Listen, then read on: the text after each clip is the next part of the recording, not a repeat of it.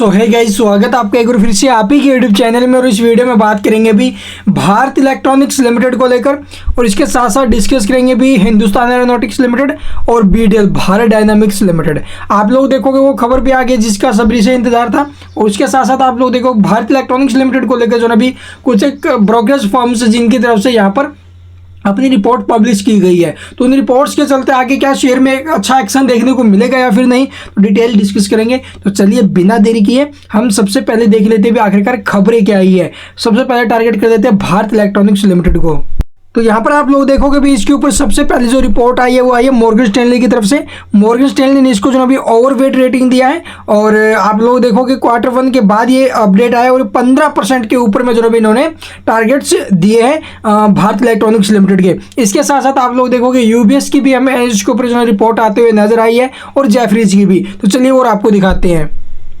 तो जैसा कि यहाँ पर आप लोग देखोगे इकोनॉमिक्स टाइम के वेबसाइट के ऊपर आपको ये आंकड़े देखने को मिल जाएंगे। भारत इलेक्ट्रॉनिक्स के जो आंकड़े आए हैं, अभी पीछे रिजल्ट आए हैं, उनके ऊपर आने के बाद आप लोग ब्रोकरेज हाउस उनके जो ना भी स्टॉक के ऊपर फिदा हो गए हैं, और जेफरीज यूबीएस ने जो ना भी इसके जो प्राइस टारगेट्स है वो बढ़ा दिए हैं, टारगेट प्राइस। तो क्या कुछ अपडेट्स रहे हैं अभी देखो, थोड़ा बहुत आप लोग डिटेल में यहाँ पर पढ़ लेना। मैं आपको सीधे तौर पर जो इसके टारगेट्स वगैरह हैं वो दिखा देता हूँ भाई। देखो ग्लोबल जो ब्रोकरेज फर्म है जेफरीज और यूबीएस ने वित्त वर्ष 2024-25 की पहली तिमाही के शानदार नतीजों के बाद सरकारी एरोस्पेस और रक्षा कंपनी भारत इलेक्ट्रॉनिक्स के लिए जो ना भी अपने टारगेट बढ़ा दिए हैं।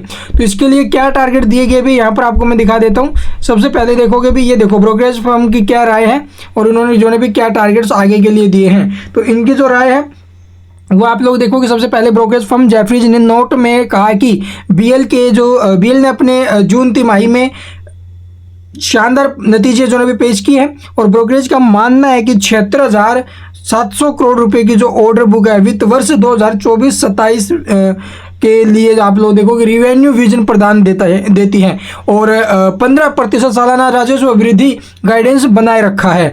इसके लिए आप लोग देखो रिपोर्ट में कहा गया कि 56,500 करोड़ रुपए की मजबूत 3 वर्षीय पाइपलाइन निर्यात ऑर्डर एक आश्चर्यजनक तत्व है। तो यूबीएस ने कहा कि पॉजिटिव जो पहलुओं को पहले ही शामिल कर लिया गया है, और जिसमें आप लोगों पॉजिटिव सरप्राइज की कोई गुंजाइश नहीं है। इसने कहा है कि प्रबंधन का जो 15% टॉप लाइन है आप लोग देखोगे, और 25,000 करोड़ रुपए के ऑर्डर रेट का गाइडेंस काफ़ी हद तक प्राप्त करने में जो भी योग्य लगता है। और इसके चलते आप लोग जो टारगेट्स दिए गए जेफरीज ने जो इसके टारगेट्स हैं वो 305 रुपये से आप लोग बढ़ाकर 370 रुपये कर दिया, यानी कि 20% ऊपर में।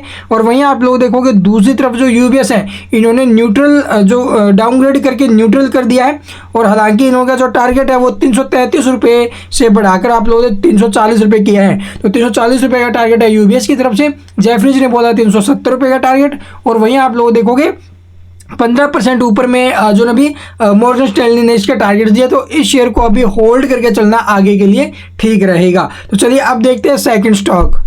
तो यहाँ पर आप लोग देखो हमारा जो सेकंड स्टॉक है एचसीएल की तरफ से 2 अपडेट आते हुए नजर आई भी।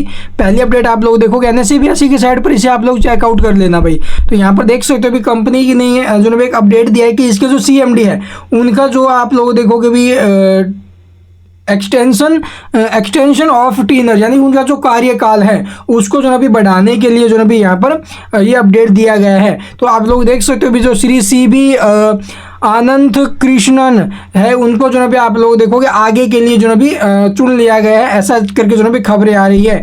We would like to inform that the ministry of defence vide its letter dated 30 July 2024 has convened the approval of the Honorable Raksha Mantri for interim arrangement of entrusting the additional charge of the post of chairman and managing director of the company to Sri CB Ananth Krishnan, director finance of the company। तो आप लोग देखोगे इनको जो ना भी आगे के लिए सीएमडी के रूप में जो भी फिर से चुन लिया गया है। बस यही खबर है जो एक बिल्कुल पॉजिटिव इम्पैक्ट हमें कल के दिन डालते हुए नजर आएंगी स्टॉक के ऊपर। इसके बाद एक और खबर है जिसका इंतजार था वो भी आ गई है।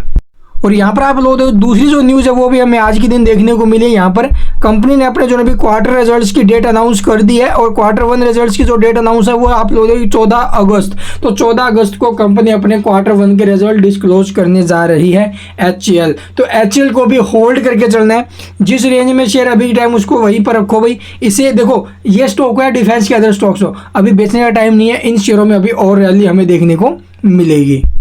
हमारा अगला शेयर अभी भारत डायनामिक्स लिमिटेड BDL को भी अभी होल्ड करके चलना ठीक है। स्टॉक ऑलरेडी आप लोग देखोगे भी 15 से 20% अपने हाई प्राइस से फिसला हुआ है। तो इस शेयर में मौके हैं SIP करने के। मैंने पहले भी आपको बताया था और अभी भी मैं आपको यही बोल रहा हूँ, BDL के अंदर SIP करनी है और अगले 1 साल के लिए होल्ड करेंगे और ये स्टॉक यहाँ से हमें 3000 रुपये तक के मूव दिखा सकता है, यानी डबल हो सकता है 1 साल के अंदर। तो देखो पेशेंस रखना पड़ेगा, ऐसा नहीं कि आज खरीदा और 2 दिन बाद में हमने जो है इसके अंदर से 50%, 10%, 40% प्रॉफिट ले लिया, ऐसा नहीं है।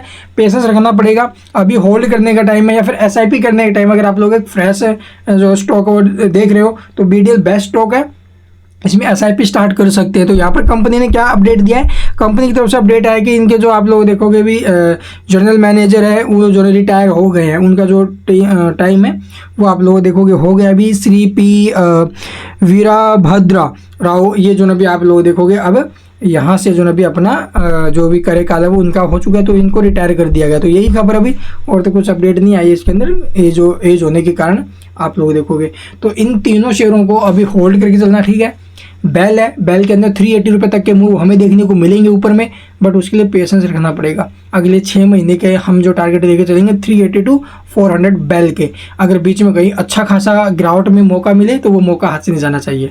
And thank you for watching the video.